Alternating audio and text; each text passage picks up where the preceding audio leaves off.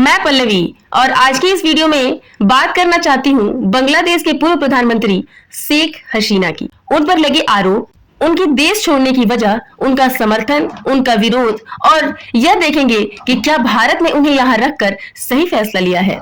तो सबसे पहले शुरुआत हम यहाँ से करते हैं कि शेख हसीना ने ऐसा क्या कर दिया था कि विवाद की शुरुआत हो गई। पहले बात करते हैं उनके उस शासन की जिसने लंबे समय तक बांग्लादेश में उनकी सत्ता को बनाए रखा, लेकिन अगस्त 2024 में एक बड़े छात्र आंदोलन के बाद उनकी पार्टी को बहुत बड़ा झटका लगा। हम आपको बताते चले तो ये आंदोलन सिर्फ छात्र आंदोलन नहीं रहा। यूएन की रिपोर्ट के मुताबिक करीब 1400 लोगों की मौत हुई थी और पाया गया कि शेख हसीना ने उल्लंघन की अनुमति दी, इसलिए उनको दोषी ठहराया गया है। खासकर 3 बड़े आरोप सामने आए हैं। पहला है उकसाने का, उन्होंने विरोधियों को उकसाने का या हिंसा बढ़ाने का आदेश दिया था। दूसरा, ऑर्डर टू किल और बहुसंख्यक हिंसा। ट्रिब्यूनल ने कहा कि उन्होंने लेथल हथियारों का इस्तेमाल मंजूर किया, जैसे ड्रोन, हेलीकॉप्टर और फायरिंग तक। अपर्याप्त कार्यवाही, यानी जब हिंसा हुई तो उन्होंने समय रहते कदम नहीं उठाया, ये भी आरोप है। इसके अलावा अदालत ने फैसला दिया है कि उनकी कुछ संपत्तियां जब्त की जाएंगी और मारे गए प्रदर्शनकारियों के परिवारों को मुआवजा दिया जाए। और सबसे बड़ा, उन्हें गैर हाजिरी में मृत्यु दंड सुनाया गया है, जबकि वो वहां मौजूद भी नहीं है। आपको क्या लगता है, क्या ये मुकदमा निष्पक्ष था? हसीना का कहना है कि यह ट्रिब्यूनल राजनीतिक रूप से प्रेरित था। उन्होंने कहा कि उन्हें न्याय दिए जाने का कोई सही मौका नहीं मिला। और तो और उनके द्वारा यह भी कहा गया है कि ट्रिब्यूनल रिज्ड है, यानी कि पहले से ही उनका नतीजा तय था। ह्यूमन राइट्स वॉच यानी कि HRW ने इस फैसले पर चिंता जाहिर की है। उनका कहना है कि मुकदमा फेयर ट्रायल के अंतर्राष्ट्रीय मानकों पर खरा नहीं उतरा। एम्नेस्टी इंटरनेशनल ने भी कहा है कि मृत्यु दंड देना सही तरीका नहीं है। न्याय की मांग है, लेकिन क्लीन प्रक्रिया होनी चाहिए। यूएन ने कहा है कि यह फैसला पीड़ितों के लिए एक महत्वपूर्ण कदम हो सकता है, लेकिन साथ ही उन्होंने मौत की सजा देने पर अफसोस जताया है।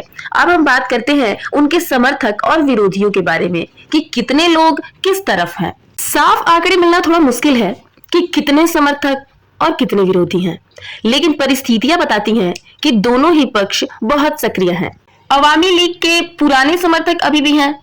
वे उन इलाकों में मजबूत रहे हैं जहां उनके विकास प्रोजेक्ट और जनहित में काम हुए थे। अगर विरोधी की बात करें तो नए अंतरिम सरकार जो आंदोलन के बाद बनी और उसके समर्थक बहुत मुखर हैं। ट्रिब्यूनल की सजा उस विरोध को और बढ़ा सकती है। साथ ही न्यायोचित प्रक्रिया न होने की बात उठाने वाले मानवाधिकार संगठन यह कह रहे हैं कि यह मुकदमा शक्ति संतुलन बदलने की ओर है। ऐसे ही अगर हम बात करें कि क्या शेख हसीना सही है या गलत, यह बहुत बड़ा जटिल सवाल है। मैं दोनों पक्षों को तर्क के साथ देखती हूँ। उनके पक्ष में तर्क ये है कि उन्होंने बड़े लंबे समय तक सत्ता में रहकर देश को स्थिरता दी। कुछ लोगों का मानना है कि उन्होंने विकास किया और जन कल्याण की नीतियां चलाई। विरोध बढ़ने पर उनका कहना है कि वह व्यवस्था बहाल करने की कोशिश कर रही थी कि देश टूटे, यह उन्होंने मना किया। अगर उनके खिलाफ का तर्क देखें तो अदालत का दावा है कि उन्होंने हिंसा करने की अनुमति दी। न्याय प्रक्रिया में उनकी भागीदारी सीमित रही। उन्हें अपने वकील चुनने का पूरा अधिकार न मिला और मुकदमा उनकी गैर हाजिरी में हुआ। मानवाधिकार संगठन कह रहे हैं कि सजा बहुत कठोर और असमान तरीके से दी गई है और यह एक राजनीतिक प्रतिशोध जैसा दिखता है।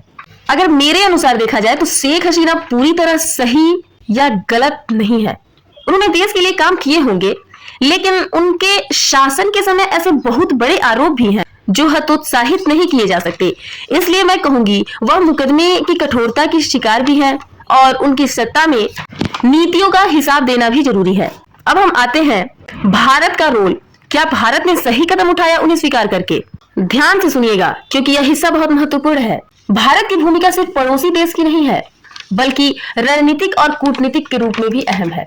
राजनीतिक दृष्टिकोण से भारत बांग्लादेश के रिश्तों में अब बहुत संवेदनशील समय है। हसीना का भारत में होना भारत को सीधे चुनौती नहीं देता, लेकिन प्रत्यर्पण का फैसला बहुत बारीकी से करना होगा। अगर भारत तुरंत प्रत्यर्पण कर दे तो बांग्लादेश में और अस्थिरता हो सकती है। साथ ही यह संदेश जाएगा कि भारत राजनीतिक प्रतिशोध का सहारा लेता है।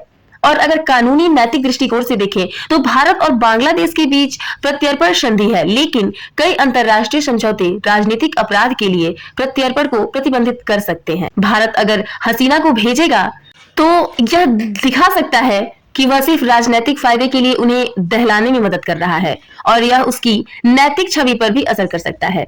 और अगर मेरी राय देखी जाए तो भारत ने फिलहाल संतुलित रास्ता चुना है। ठीक है, उसने तुरंत कठोर कदम नहीं लिया, बल्कि स्थिति को गहराई से देखने का फैसला किया गया होगा।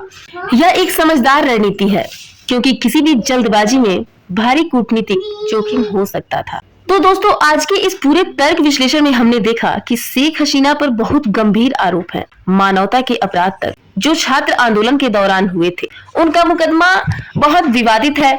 न्याय मानकों, मानवाधिकार समूहों और आलोचकों में सहमति नहीं है।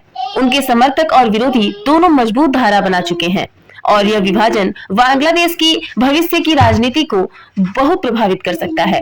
भारत की भूमिका बेहद नाजुक है। अगर उसने गलत कदम उठाए तो कूटनीतिक कीमत चुकानी पड़ सकती है। और अंत में मेरा मानना यह है कि मामला सिर्फ व्यक्तिगत जुर्म का नहीं है, बल्कि राजनीतिक शक्ति, न्याय और भविष्य की दिशा का है। अगर आप चाहें तो मैं आपके लिए इससे जुड़ी और भी जानकारियां ला सकती हूँ। बाकी मिलते हैं अगली वीडियो में। तब तक के लिए बाय बाय। सोचिए और सब्सक्राइब करके जरूर जाइएगा।